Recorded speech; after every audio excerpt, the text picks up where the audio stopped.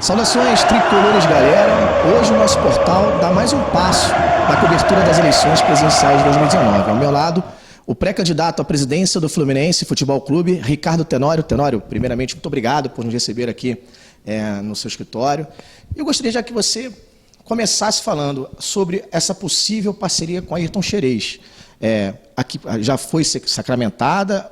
Aqui, em que pé que estamos? Já existe um diálogo? Como é que está essa questão da parceria com o Xerez? Boa tarde. Boa tarde. Primeiro, eu que agradeço a oportunidade do Saudações Tricolores, daí poder dizer ao torcedor tricolor tudo um pouco dessa campanha a presidência do Fluminense. Dentro da minha linha de união, não podia deixar de ser a sinergia com a candidatura do Ayrton Xerez. Era completa, enfim, a gente entendeu que tinha muitos pontos em comum e dentro dessa unidade, dessa energia, a gente montou essa união em prol do Fluminense. Evidentemente, ali não tem nenhum tipo de personalismo, o Xerez entendeu muito bem, é uma fusão, uma união de ideias, há uma sinergia muito grande, pessoas lá que capazes de ajudar, né, na área financeira, na área jurídica, enfim, todas as áreas em que a gente possa estar ajudando o Fluminense com a expertise de pessoas do mercado.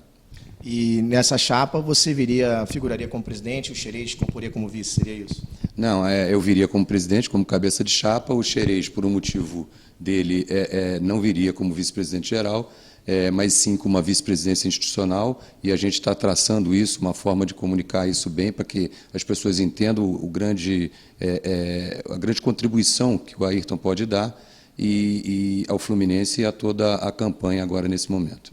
Eu sei que você já abordou isso em algumas entrevistas, né? Inclusive umas que nós estávamos presentes, mas eu gostaria só de também registrar aqui nessa nossa entrevista o desfazimento dessa união com o Mário Bittencourt e com o Celso Barros, só para a gente registrar, para pontuar como é que se deu, enfim, qual é o teu pensamento em relação à vida que seguiu. Certo. Como eu disse, o triunvirato, na verdade, ele perdeu a essência. Ele era uma união de 3 pessoas em torno de um projeto que fizemos juntos, né, em benefício do Fluminense. Esse projeto não tinha nenhum personalismo, né, a ideia era a gente caminhar junto, em oposição a tudo isso que vem acontecendo no Fluminense nos últimos anos. Só que, de um dado momento, houve uma antecipação de eleição pelo presidente Abad e isso tornou o processo um pouco personalista e os critérios que se desenvolveram em cima disso para a escolha do candidato foram únicos e exclusivos de uma pessoa só. Quando eu vi que isso estava acontecendo, a essência do triunvirato deixou de existir e eu resolvi tomar um caminho diferente e acredito que eu tenho hoje capacidade de liderar esse processo, que é o que o Fluminense precisa. Exatamente, falando agora um pouquinho do Ricardo Tenório. Conta pra gente um pouquinho da sua história, a sua história com o Fluminense. Quem é o Ricardo Tenório? Pois eu sou empresário, tenho 58 anos, casado, 3 filhos e 2 netos, lindos, tricolores, com certeza. E, enfim, a minha história dentro do Fluminense, ela começa desde cedo. Eu fui morador de Laranjeiras desde que nasci.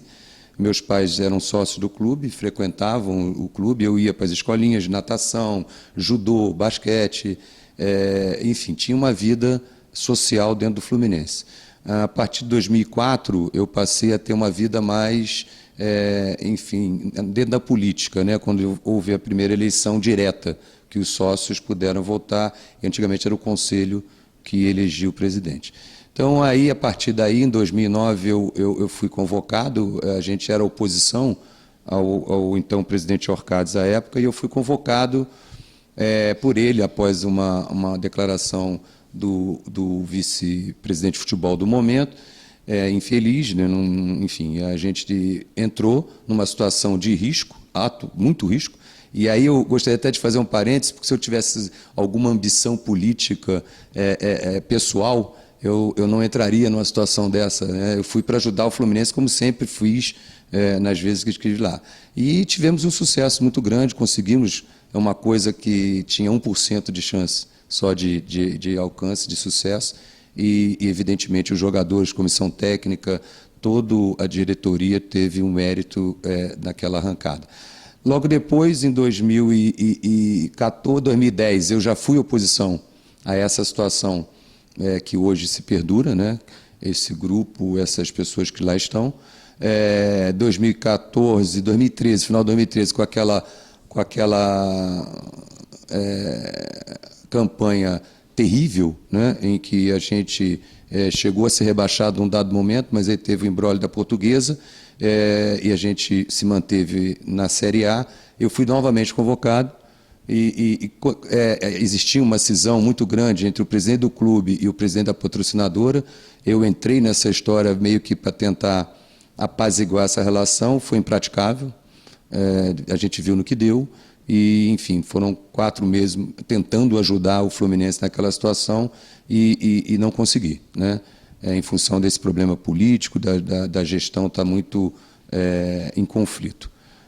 E logo depois, em 2016, eu, entendendo que poderia contribuir novamente com o Fluminense, tinha uma candidatura mais ou menos encaminhada, quando resolvi apoiar a candidatura já em processo do Mário, onde a gente entendia que aquelas pessoas que lá estavam não poderiam continuar. O entendimento estava correto, né? E infelizmente a gente não venceu. E agora, em 2016, em 2019, eu estou nessa posição que eu te contei, com intuito e capacidade para poder liderar esse processo de mudança e de união que o Fluminense precisa. Se a gente pudesse falar um pouquinho sobre a gestão do Pedro Abad e do Peter Simpson, qual seria, na sua avaliação, a gestão deles de uma forma em geral, global, de forma resumida, né, para a gente não entrar muito em detalhe, e, de repente, quais foram os principais erros que conduziram o Fluminense até essa situação que a gente se encontra hoje? O Fluminense ele tem um processo de autoflagelo político, né? É meio destrutivo. As pessoas vivem um fla-flu interno. O Peter, quando assumiu em 2010, 2011, na verdade, até tentou implementar um projeto que era um projeto de ideias realmente importantes, de modernidade e tal, mas foi engolido e pelo temperamento dele também, ele não tinha a condição necessária para fazer essa mudança, e a gente está vendo no que deu. Ele fez o sucessor, e eu costumo dizer que isso foi um estelionato eleitoral, porque a gente entendia que o Fluminense naquele momento estava com as finanças equilibradas, né, que se vendia isso e que estava muito bem no caminho certo. O que se viu foi um desastre, como eu disse. Então o Peter começou isso e o Abad foi a consequência desse desastre. Uma vez você eleito, Tenório, qual seria o principal objetivo da sua liderança do clube, da sua presidência? O principal objetivo é unir as forças políticas do clube e criar processos administrativos para que o Fluminense entre na modernidade, né? A gente hoje vive um caos administrativo e um caos político. Eu acho que a gente só perde para a gente mesmo, né? A gente precisa ter o torcedor de volta, trazer o torcedor para a marca, abraçar o Fluminense. O torcedor teve agora, esse final de semana, uma emoção profunda, né?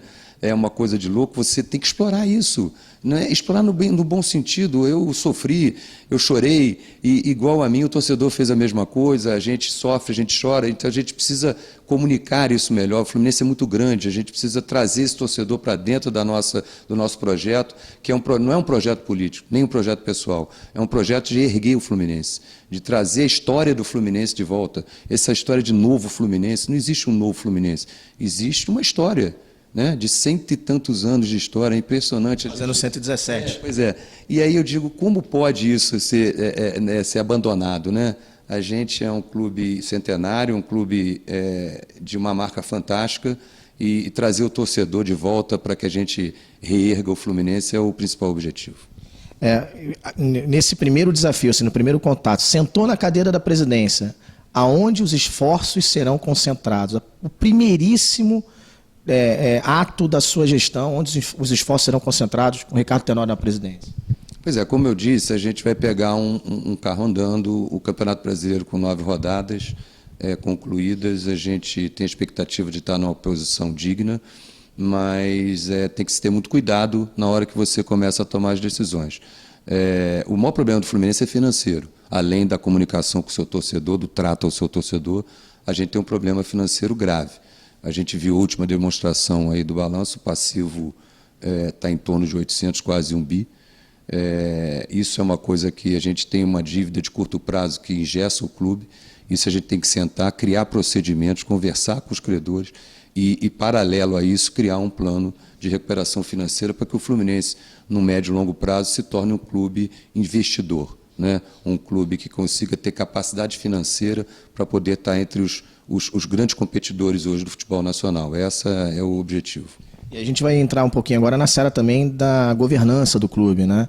Você fala aqui de administração das finanças, que é uma questão realmente muito importante, e a torcida se pergunta se há necessidade ou se você enxerga como positivo alguma alteração estatutária no sentido de que a gente possa ter com mais clarividência as finanças do clube. Você pensa em alguma coisa nesse sentido?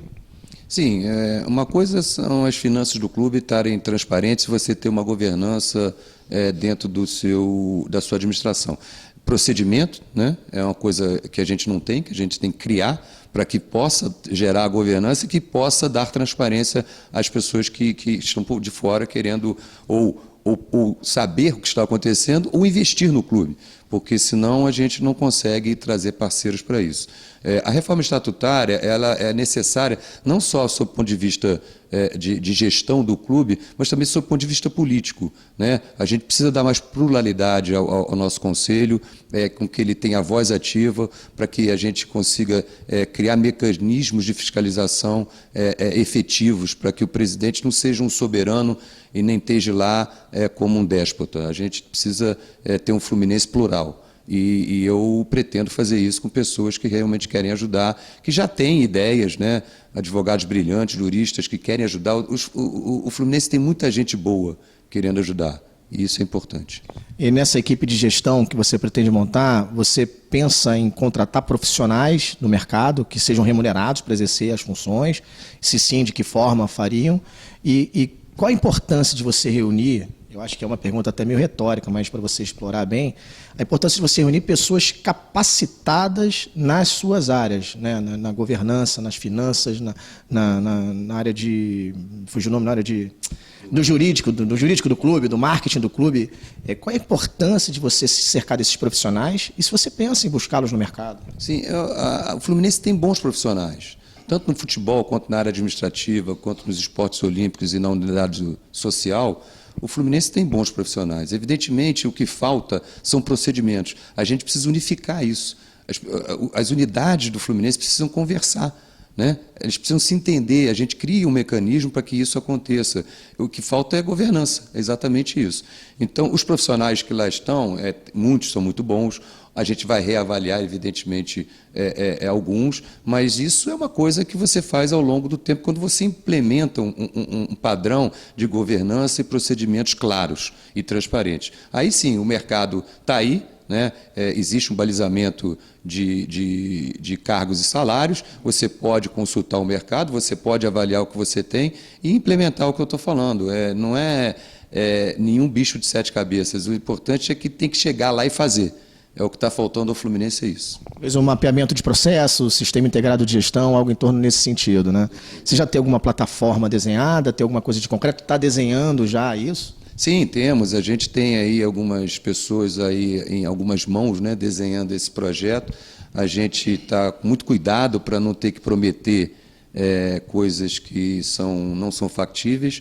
A gente sabe que o Fluminense vive um momento delicado. A gente precisa entender também, depois que entrar, como é que estão as contas, os contratos, para você poder, aí sim, tomar as atitudes que a gente entende que dentro do projeto que a gente vai encaminhar, a gente possa assegurar essa governança e assegurar que os procedimentos vão ser realmente tomados, né? Essa é a ideia.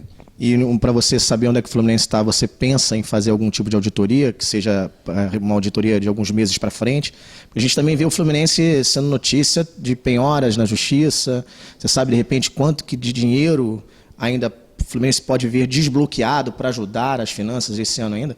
Auditoria é importante para a gente ter essa visão cristalina de como está o Flu? Sim, a palavra auditoria sempre traz uma ideia de que você quer buscar responsáveis pelo desastre, né? Na verdade, uma auditoria que eu penso e que o meu grupo pensa é que a gente pense para frente, né? Evidentemente, a gente já sabe o desastre aí, né? A gente tem que reconstruir isso. E uma auditoria, para você entender exatamente os contratos, as relações profissionais que lá estão, é muito importante. Já foi feito, se eu não me engano, um estudo da Ernst Young e que parece que não foi muito aproveitado, mas que dá um norte, né, da necessidade do clube. Então, essa auditoria seria nesse sentido, de buscar informações para que a gente consiga implementar uma governança, transparência, que é o que o Fluminense precisa, né? A gente tem um problema de fluxo de caixa também, né? Porque não existe uma certeza se amanhã ou depois um contrato vai entrar, um dinheiro de uma venda vai entrar para não ser penhorado. E aí se acaba tendo uma questão administrativa financeira do Fluminense muito complicada. Como gerir assim, essa questão de um problema tão sério do fluxo de caixa? A gente consegue, de repente, partir da sua gestão, procurar fazer acordos com os credores para que não haja mais essa surpresa em penhoras? Existe algum planejamento seu, da sua equipe, já nesse sentido de avançar para que o Fluminense passe a ter um fluxo de caixa mais tranquilo? Sim, o grande problema, o Fluminense já tem o ato trabalhista, o Fluminense já tem o Profut, que é o financiamento da dívida fiscal, o Fluminense tem acordos feitos na Justiça. O problema é você não fazer novas dívidas. Essas novas dívidas que foram feitas ao longo desse período é que estão injeção do caixa. Na verdade, as receitas entram e você tem exatamente uma penhora desses valores que são imediatos e estão fora desses acordos que foram feitos. Então, em primeiro lugar, é parar de fazer dívida, né? É chamar os credores de alguma forma, equacionar e cumprir. Porque é isso que eu digo, o Fluminense faz, mas não cumpre. E isso gera um passivo muito grande, porque além de não cumprir, você tem o custo da dívida. Então, isso fica uma bola de neve que se torna inviável, e a gente tem aí, a gente viu pelo esse último balanço, um passivo a descoberto em torno de quase 300 milhões de reais. Então, se a gente não tiver uma injeção de recursos imediata, a gente vai ter que sentar, negociar, fazer o ano terminar de forma digna, para que a gente busque esses recursos, e aí sim, trazendo credibilidade, liderança, união, né? A gente precisa disso, o Fluminense precisa resgatar essa imagem para fora, para que as pessoas, o próprio credor, o investidor, o torcedor, que é o maior investidor da marca, possa trazer para a gente esses recursos, para que a gente possa retomar o fluxo de caixa e ele ser positivo. Outro aspecto também do fluxo de caixa seria o aumento das receitas, né? Não só, acho que quando se fala de patrocinador master, torcedor do Fluminense de uma forma geral imagina milhões e milhões entrando em caixa. A gente sabe que o mercado brasileiro não é mais essa realidade, né? Mas como aumentar de fato a receita do clube, não só através de patrocínios, através de sócios torcedores, qual seria uma outra receita para que a gente consiga ter esse retorno financeiro para o Fluminense? Pois é, além de tudo isso, você tem a marca Fluminense. E aí você tem ideias que você tem que criar em cima da marca Fluminense. E quem compra a marca Fluminense? É o torcedor, ele é o real investidor, ele que traz o patrocinador de volta. Ele que traz o investidor para o clube, porque ele é o que consome. Então, se essa relação é imprescindível. O futebol ele é movido à paixão, mas é uma unidade de negócio. Movimenta milhões e milhões no mundo inteiro. Então, a gente, se não raciocinar dessa forma, não trouxer a marca forte, trazer o Fluminense com a marca forte, e principalmente com capacidade financeira, capacidade de investir, você não tem outra solução, você não tem mágica, você não vai inventar algo que não existe. O Fluminense vive da sua marca e tem que ser muito melhor explorada. Como, por exemplo, os recursos humanos advindos de Xerém, né? A gente vê que a torcida do Fluminense não consegue desfrutar dos seus craques. Temos o Pedro aí, que talvez seja o grande exponencial, a bola da vez, né, no elenco tricolor. E a gente vê joias como o João Pedro, já com contrato com o Watford, o Marcos Paulo, outra joia, né? Como explorar melhor Xerém, que a gente possa ter um retorno dentro de campo, com esses jogadores dentro de campo, e ao mesmo tempo eles ficam mais tempo no Fluminense, conseguem desenvolver mais o seu futebol e até se valorizar, né, mais para o mercado internacional, enfim. Como a gente pode melhorar essa questão do aproveitamento de Xerém? Você vê, Xerém nos últimos tempos tem sustentado o Fluminense, né? Conseguido recursos até maiores que um patrocínio master. Então a gente tem que entender que Xerém tem que ser valorizado. Xerém já existe, Xerém está lá, Xerém é uma marca, e o que eu acho que a gente tem que baixar é elevar o sarrafo. O sarrafo, antigamente, você vendia jogador com 21, 22 anos, 23. Hoje você está vendendo jogador com 16, 17 anos. Quer dizer, é um absurdo. A gente precisa valorizar isso. Mas, para isso, você tem que ter capacidade financeira. E um plano de médio e longo prazo, volto a dizer, não é da noite para o dia. A gente está pegando terra arrasada, a gente está pegando uma situação financeira caótica, há que se ter o pé no chão, né? A gente não pode prometer coisa que não vai cumprir. Agora, Xerém, sim, valorizar Xerém, criar métodos em Xerém, procedimentos corretos, uma boa fiscalização, o respeito, né, à marca Fluminense, fazer com que os jovens que lá estão entendam a grandeza do Fluminense. E aí sim, você tanto vai promover jogadores que você possa vender no mercado, quanto produzir jogadores para o seu elenco profissional, para que você possa buscar títulos e vitórias. Isso Xerém imprescindível. Você falou também um pouquinho de profissionais, né, no início do nosso bate-papo. Eu vou falar um pouquinho de 2 profissionais que a torcida vem gostando muito do trabalho. Um está sendo contestado, mas depois da vitória de 5-4, fica até mais fácil falar sobre o trabalho do Fernando Diniz. Mas o que você acha do trabalho do Diniz? Você o manteria até o final do seu contrato? O que você analisa? É difícil a gente analisar friamente depois de uma vitória épica disso, mas...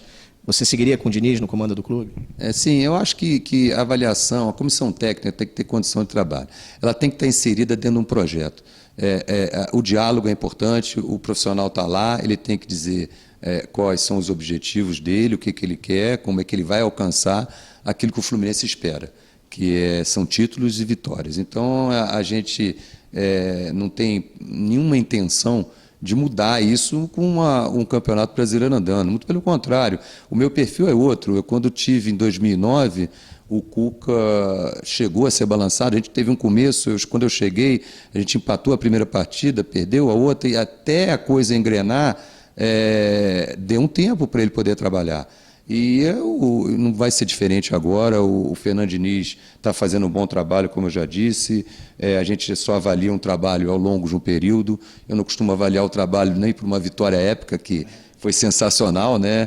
Vira Deus, nem por uma derrota em que a gente acha que ele não sabe nada, né? Então, isso não é numa relação passional, é uma relação de profissionais, né? Que tem que ter respeito e entender que um projeto requer um tempo para maturar, e eu não tenho dúvida que o Fernando Diniz está no caminho certo.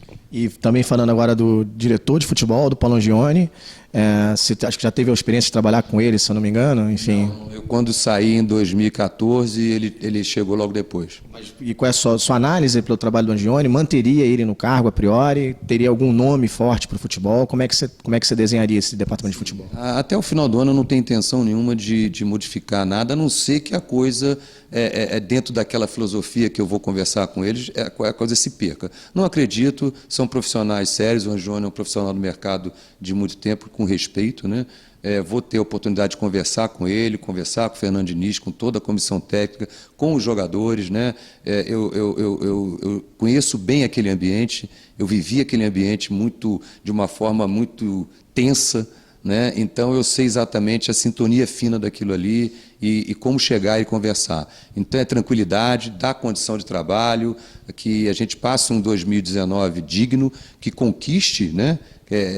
Coisas importantes, porque a gente sempre está em busca, o Fluminense entra em campo sempre para ganhar, e que aí sim, planejando paralelo a isso, um 2020 que a gente torne um caminho de vitórias e chegue lá onde a gente sempre sonha, né?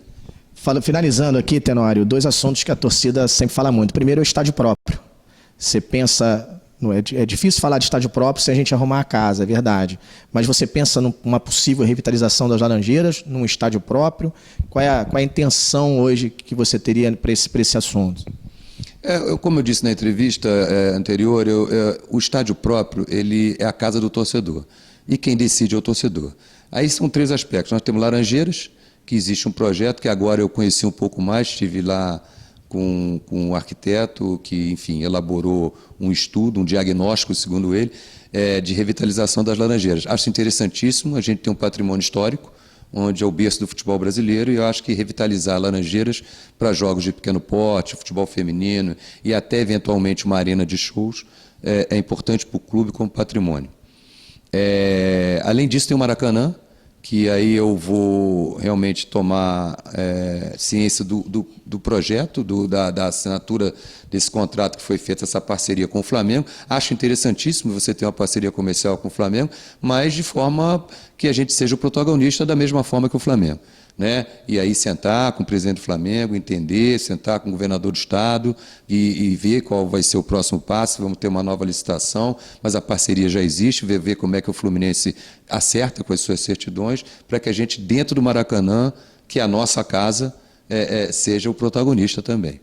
E o projeto do estádio próprio, que aí sim eu acho que é uma coisa de médio e longo prazo, a gente tem isso na cabeça, mas acho que a gente tem que ter calma, né, fazer um estudo. Que eu me prontifico a fazer é dar alternativas ao torcedor para que ele decida local, né, tamanho do estádio, né, e que a gente possa, sim, aí sim, a partir disso, desenvolver um projeto e um estudo melhor.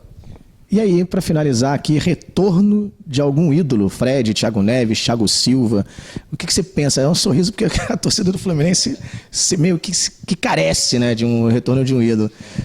Mas o que você pensa a respeito disso? É possível um planejamento de marketing específico? Como é que a gente podemos sonhar você na presidência? Claro que sim. O ídolo a gente primeiro não manda embora, segundo, se puder repatriar, é importantíssimo. O ídolo tem essa energia com o Fluminense. Você viu o Thiago Neves, o Thiago Silva agora num vídeo que está na internet. Sensacional, emocionante aquilo. É um torcedor nosso, é Fluminense, está na veia.